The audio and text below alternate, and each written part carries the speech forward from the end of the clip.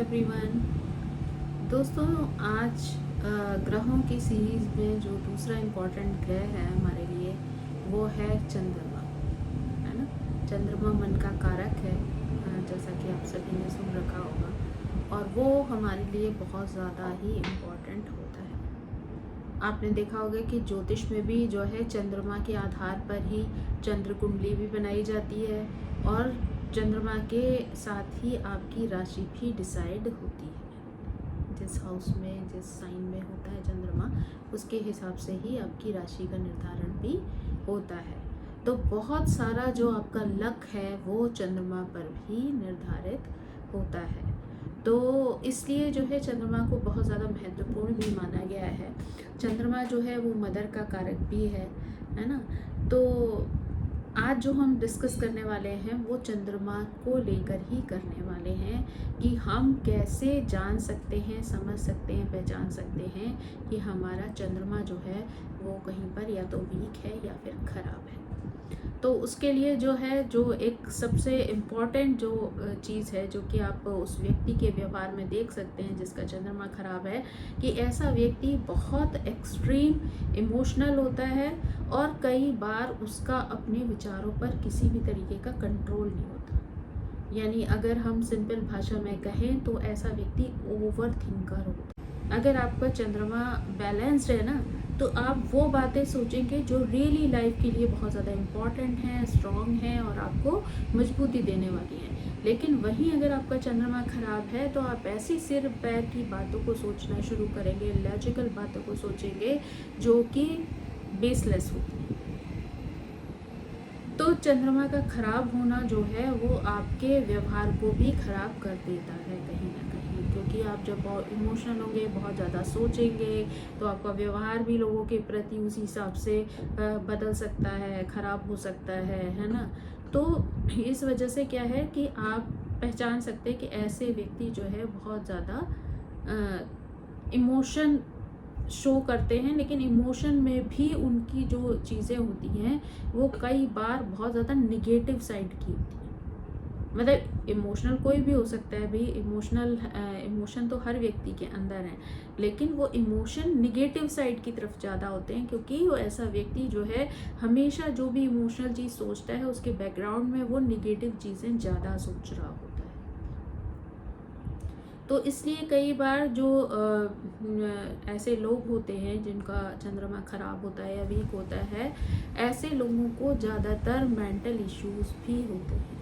जिन लोगों के अंदर भी आप देखेंगे मेंटल इश्यूज होते हैं, या फिर डिप्रेशन का प्रॉब्लम है, या फिर एंजाइटी है, किसी चीज़ का फोबिया है ना, मूड स्विंग्स हैं कि आज कुछ है, कल कुछ है, अभी कुछ सोच रहे हैं, 5 मिनट बाद कुछ सोच रहे हैं, या बहुत ज़्यादा चिंता कर रहे हैं। कोई एक छोटी सी प्रॉब्लम उसी को लेके सोचे चले जा रहे हैं, उसमें बहुत ज़्यादा चिंता कर रहे हैं, या डर जा रहे हैं बात बात को लेके। या आपने देखा होगा कुछ लोग बड़े बेचैन से होते हैं, उनको एक जगह बैठना भी मुश्किल होता है, तो वो बार बार अपनी स्थिति दशा बदल रहे हैं, तो रेस्टलेस बने हुए हैं, या फिर बहुत ज़्यादा आलस कर रहे हैं, या पता चला सोए ही चले जा रहे हैं, अपना सो रहे हैं तो सो ही रहे हैं। तो ये सारी जो चीज़ें हैं ना, वो कहीं ना कहीं इस बात को जाहिर करती हैं कि आपका चंद्रमा जो है वो बहुत ख़राब है। तो आपको उस चंद्रमा को बैलेंस करना जो है वो बहुत ज़्यादा इम्पॉर्टेंट है। उसके बाद जो चीज़ है वो ये है कि ऐसे लोगों को बचपन से मदर का प्यार या तो मिलता नहीं है ना, या फिर जो है किसी ना किसी रीज़न से, कई बार हो सकता है कि आपकी मदर जो है बहुत ज़्यादा दूर रहती हूँ, है ना, या फिर आप खुद कहीं दूर रह के जॉब कर रहे हैं या पढ़ाई कर रहे हैं, इसलिए आप बहुत टाइम तक मदर से दूर हैं, या फिर जो है आप की मदर बाई चांस नहीं है, उस वजह से भी कई बार जो है आप अपनी मदर से कनेक्शन में नहीं होते हैं। तो वो जो चीज़ें हैं वो भी ये बात साबित कर देती हैं कि आपका चंद्रमा जो है वो कहीं ना कहीं कमज़ोर है या ख़राब है।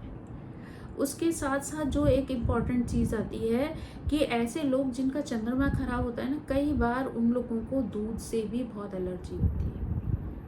आपने कई बार सुना होगा कि लोगों को दूध से इन्फेक्शन हो जाता है, पेट की प्रॉब्लम्स हो जाती हैं, या फिर जो है दूध की वजह से जो है और तरीके की एलर्जीज हो जाती है, लैक्टोज से एलर्जी हो जाती है, उसकी वजह से वो दूध पी नहीं सकते, या दूध से बनी कोई भी चीज़ नहीं खा सकते हैं। तो ये जो प्रॉब्लम आती है ना, वो तभी आती है जब आपका चंद्रमा खराब हो। तो कई बार जो है ऐसे लोग आपको मिल जाएंगे जहाँ पे उनको इस तरीके की प्रॉब्लम्स हैं, तो उनको भी इस बात पे फोकस डालना चाहिए कि अच्छा, इसका मतलब उनका चंद्रमा कहीं ना कहीं या तो कमज़ोर है या ख़राब है, और उन्हें उसी के हिसाब से उसके लिए उपाय करने हैं या उसके लिए उसको ठीक करने का प्रयास करना है। उसके बाद जो चीज़ सिचुएशन आती है वो ये आती है कि ऐसे लोगों को ना ब्लड प्रेशर की प्रॉब्लम बहुत होती है, बीपी लो, बीपी हाई, या फिर जो कहना चाहिए हार्मोनल इम्बैलेंस की प्रॉब्लम है ना। आपने लेडीज़ में भी बहुत सारे ऐसे ब्लड इश्यूज़ देखे होंगे जो मेंसेस से रिलेटेड होते हैं। तो वो भी जो सारे होते हैं वो भी चंद्रमा के हिसाब से ही डील होते हैं। तो वहाँ पर भी आपको पता चलेगा कि आपका चंद्रमा जो है ख़राब हो रहा है। कई बार कुछ लोगों को आपने देखा होगा पल्पिटेशन की प्रॉब्लम होती है, धड़कन बहुत ज़्यादा तेज़ हो जाती है, तो ये भी चंद्रमा की हिसाब से ही असर डालता है आपके ऊपर। अगर आपका चंद्रमा ख़राब है, यानी मसल पेन अगर आपको हो रहे हैं, तो मसल पेन भी अक्सर कर उसी वजह से होती हैं। तो ये सारी चीज़ें भी कहीं ना कहीं आपको ये चीज़ दिखा देती हैं कि आपको कहीं ना कहीं आपका चंद्रमा जो है वो ख़राब हो रहा है। ऐसे लोगों को ना कई बार डिहाइड्रेशन का प्रॉब्लम भी होता है, शरीर में अक्सर कर पानी की कमी हो जाती है। आप देखोगे ऐसे लोगों की स्किन जो होती है ना, वो बहुत ड्राई सूखी सूखी टाइप की होती है, उनके अंदर मॉइस्चर बहुत कम रहता है उनकी स्किन में। तो वो भी जो है कहीं ना कहीं ये दिखाता है कि आपका जो चंद्रमा है वो बहुत अच्छा नहीं है ना, या फिर आपका चंद्रमा जो है वो कमज़ोर है। तो आपको उसके लिए भी उपाय करने की ज़रूरत होती है ना, ताकि आप बॉडी में उसको बैलेंस बनाकर रख सकें, है ना। तो अगर आप देखेंगे कि जो ऐसे लोग होते हैं ना, उनके अंदर एक प्रॉब्लम और होती है कि उनको रात को नींद नहीं आती है। तो ऐसे लोग जो है क्या करते हैं कि रात को सोएंगे नहीं, और बहुत ज़्यादा जो है चीज़ें सोचना शुरू कर देते हैं, बहुत ज़्यादा उनका दिमाग जो है हर वक्त चलता रहता है। और आप ऐसे लोगों को ये भी देखेंगे कि जिस समय पे भी पूर्णमासी या अमावस्या जैसे डेज आते हैं, तो उसके आसपास ऐसे लोगों की एंजाइटी और बेचैनी जो है वो बहुत ज़्यादा बढ़ जाती है। ऐसे लोग बहुत ज़्यादा बेचैन होते हैं, क्योंकि आपने ये भी देखा होगा कि जैसे हमारी जो बॉडी है वो 70% पानी है, जैसा कि आप सभी जानते हैं, है ना। और जब भी आपने देखा होगा कि जब चंद्रमा पूर्णमासी वगैरह आती है, तो ज्वार भाटा अक्सर कर उसी समय पर आता है। समुद्र में जो एक लहरें आती हैं बहुत तेज, हम लोग ज्वार भाटा भी कहते हैं या हाई टाइड भी बोलते हैं, तो अक्सर वो उस समय पर ही आती हैं जिस समय चंद्रमा जो है वो अपनी स्थिति बदल रहा होता है ना। पूर्णमासी के आसपास का टाइम होता है, अमावस्या के आसपास का टाइम, तो जो चंद्रमा की सिचुएशन चेंज होती है उस समय पे वो बहुत ज़्यादा इफेक्ट करती है। तो जब आप सोचो कि समुद्र के पानी जो कि बाहर है, धरती पर है, उसको अगर वो चंद्रमा की किरणें प्रभावित कर रही हैं, तो हमारी बॉडी के अंदर भी 70% पानी है, तो कहीं ना कहीं हमारी बॉडी भी उस चीज़ से प्रभावित होती है। और जब अगर इंसान की बॉडी प्रभावित होगी तो माइंड उससे अफेक्ट हुए बिना रह ही नहीं सकता है। तो इसलिए जो है उस चीज़ का पूरा असर जो है व्यक्ति के मानसिक स्थिति पर पड़ता ही पड़ता है। तो जिन लोगों को भी ऐसी प्रॉब्लम्स दिखाई देती हैं अपने अंदर, ओवर थिंकिंग की या बहुत ज़्यादा एंजाइटी की, टेंशन की, है ना, बात बात में चीज़ों को बहुत बढ़ा चढ़ा के खींचने की, एक होता है ना कि कुछ लोग का होता है कि ठीक है बात हुई, ख़त्म हुई, छुट्टी। लेकिन ऐसे जो लोग होंगे ना, वो सालों तक उस बात को घसीटते रहते हैं, खींचते रहते हैं, तो वो ऐसी चीज़ आपको ये साबित कर देती है कि ऐसे लोगों का चंद्रमा जो है वो अच्छा नहीं है, और उन्हें बहुत ज़्यादा आवश्यकता होती है इस बात की कि वो कायदे से ये समझें कि उनका जो चंद्रमा है वो कमज़ोर है या ख़राब स्थिति में है, और उसी के अनुसार वो उपायों को डिसाइड करके फिर वो अपने जीवन में उन उपायों को करें ताकि उनका चंद्रमा बैलेंस हो सके और उनके जो माइंड की स्थिति है वो भी बैलेंस हो पाए। तो अब जो लोग इस चीज़ को समझ रहे हैं या उनके लिए समझना आसान है, तो वो तो खुद ही डिसाइड कर सकते हैं, और जो लोग ऐसा डिसाइड ना कर पाएँ वो लोग जो है किसी विशेषज्ञ से मिलकर भी ये पता लगा सकते हैं कि उनका चंद्रमा किस स्थिति का है, और उसी के हिसाब से वो उपाय डिसाइड कर सकते हैं। तो अब जो हम बात करने वाले हैं वो अब हम उनके सिंपल से उपायों के बारे में बात करने वाले हैं, जो कि आप अपनी डेली लाइफ में भी कर उनको अपनी चंद्रमा को बैलेंस कर सकते हैं, वो भी बहुत ही इजी तरीके से। तो हम जो चंद्रमा के रेमेडीज़ की जो बात कर रहे हैं, उसमें जो सबसे अच्छी रेमेडी है वो ये है कि आप सोमवार का व्रत करें, और उस सोमवार के व्रत में शिवलिंग पर दूध चढ़ाएं। अगर आप सोमवार को रेगुलरली दूध चढ़ाते हैं शिवलिंग पर, तो आपको उसका बहुत अच्छा रिजल्ट मिलेगा, और आपका चंद्रमा जो है वो बैलेंस हो जाएगा धीरे धीरे करके, है ना।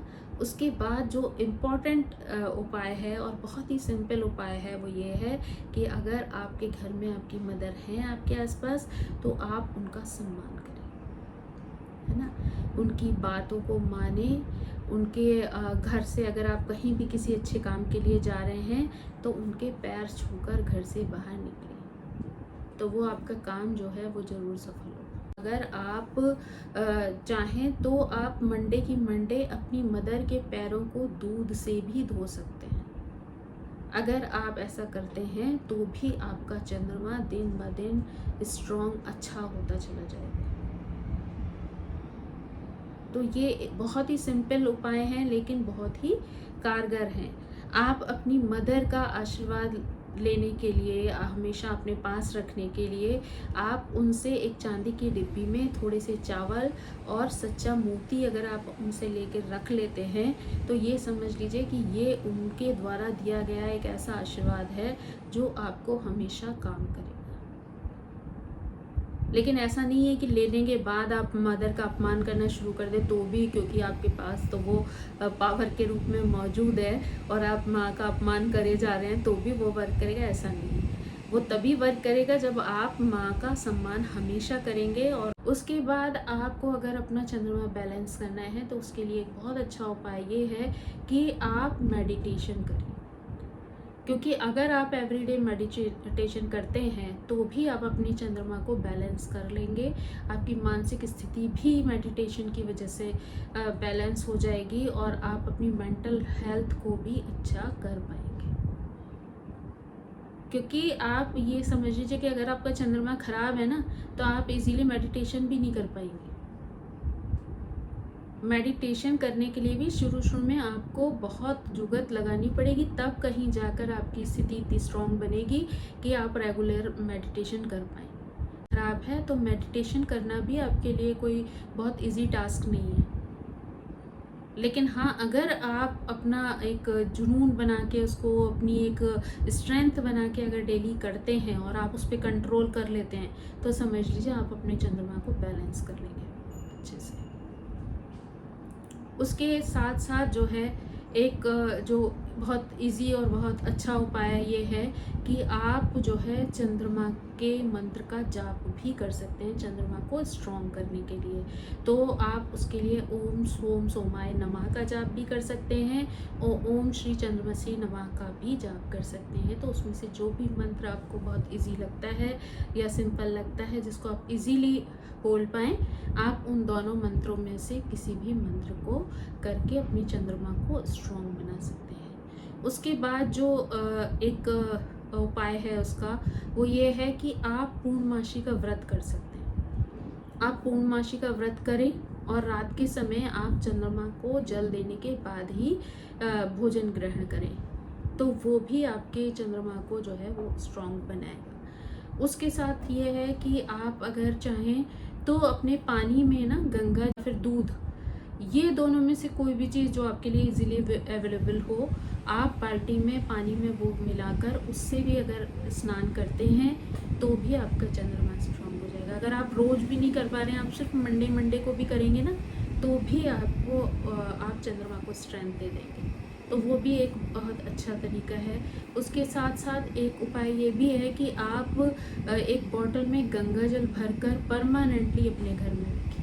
मतलब इससे पहले कि वो जल ख़त्म हो, उससे पहले एक नया गंगा जल लाकर उसमें मिक्स कर दीजिए। अगर आपको लग रहा है भाई घर में हम लोग पूजा पाठ में गंगा जल यूज़ करते हैं तो ऑब्वियसली ख़त्म तो होना ही है, लेकिन इससे पहले कि वो गंगा जल ख़त्म हो, आप दूसरा लाकर उसी में मिक्स कर दीजिए। यानी उसी को बढ़ाते रहिए, कभी वो उसे पूरी तरह ख़त्म मत होने दीजिए। तो वो भी जो है वो भी आपके घर में जो है चंद्रमा की स्थिति को स्ट्रॉन्ग कर देगा, है ना। उसके बाद जो चीज़ है वो ये है कि अगर आपका चंद्रमा सच में ख़राब है तो एक तो कभी पानी वेस्ट मत करिए अपने घर में, है ना। क्योंकि मैंने देखा है कि जैसे आजकल आरओ लगे रहते हैं तो एक पतला सा पाइप निकला रहता है और पानी जो है वो बहता रहता है। तो कहीं ना कहीं जो पानी बहता है ना, ऐसे लोगों के घरों में ना खर्चे बहुत ज़्यादा होते हैं, क्योंकि पानी जो है वो आपकी, चंद्रमा जो है वो आपकी डेली इनकम है। और चंद्रमा पानी भी है, एक तरीके से जल भी है। तो जल का जो प्रभाव है, अगर आप उसको वेस्ट कर रहे हैं कहीं पर भी, क्योंकि मैंने देखा है कई लोग गार्डन में पाइप लगा दिया, भूल ही गए, वो बहे चले जा रहा है ना। या टंकी ऊपर छत पे भर गई है, फैल रहा है पानी दमादम बहुत अच्छे से। या फिर आरओ वाटर है आपका, तो उसमें साइड में जो पाइप रहता है या एसी में जो पाइप रहता है उससे पानी वेस्ट हो रहा है। और आजकल तो एक बहुत अच्छा तरीका निकल आया है कि आजकल एक कंटेनर मिलने लगे हैं, अगर आप देखेंगे अमेज़न वगैरह पे, आई होप मिल जाएंगे।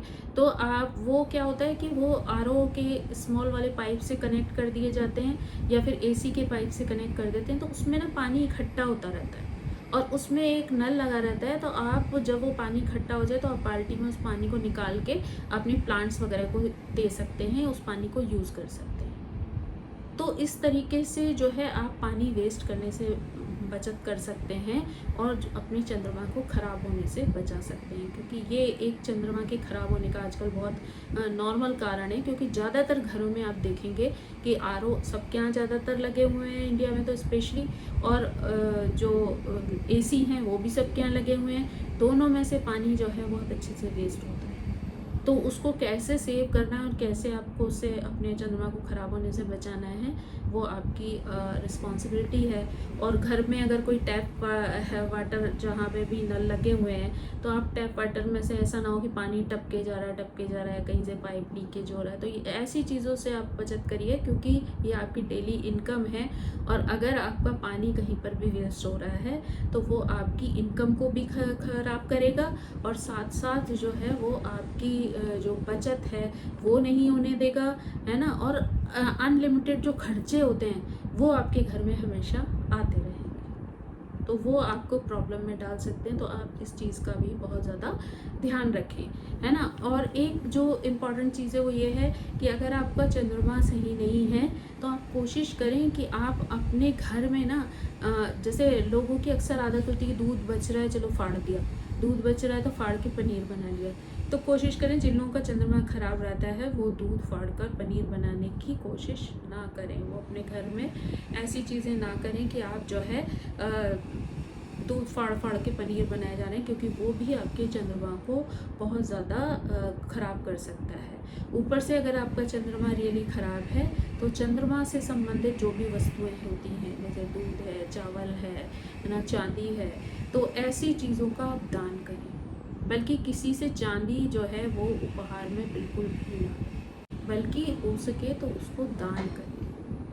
तो अगर आप चंद्रमा को ठीक कर लेते हैं इन सारे छोटे छोटे उपायों में से, जो भी उपाय आपके लिए सूटेबल हों, आपकी पहुंच में हों, है ना, या आपके ग्रहों के हिसाब से सूटेबल हों, तो आप उनको बहुत इजीली करके अपनी चंद्रमा को बहुत अच्छा कर सकते हैं, अपनी इनकम को भी स्टेबल कर सकते हैं, अपनी हेल्थ को भी स्टेबल कर सकते हैं, अपनी मेंटल हेल्थ को भी अच्छा कर सकते हैं, है ना। कई तरीके की जो मानसिक बीमारियां हैं उनसे बच सकते हैं, हार्मोनल जो प्रॉब्लम्स हैं, पल्पिटेशन आदि प्रॉब्लम है, उन सारी चीज़ों से भी अपने आप को सुरक्षित कर सकते हैं। तो आई होप कि आपको जो चंद्रमा से संबंधित रेमेडीज़ हैं वो समझ में आई होंगी, है ना। और साथ ही साथ बस इस चीज़ का ध्यान आपको ज़रूर रखना है कि आपका ग्रह स्ट्रॉन्ग है या वीक है। Thank you so much. मेरी आप सभी से रिक्वेस्ट है कि प्लीज़ मेरे चैनल को सब्सक्राइब करिए, मेरे वीडियो को लाइक करिए, शेयर करिए, कमेंट करिए। Thank you, bye bye.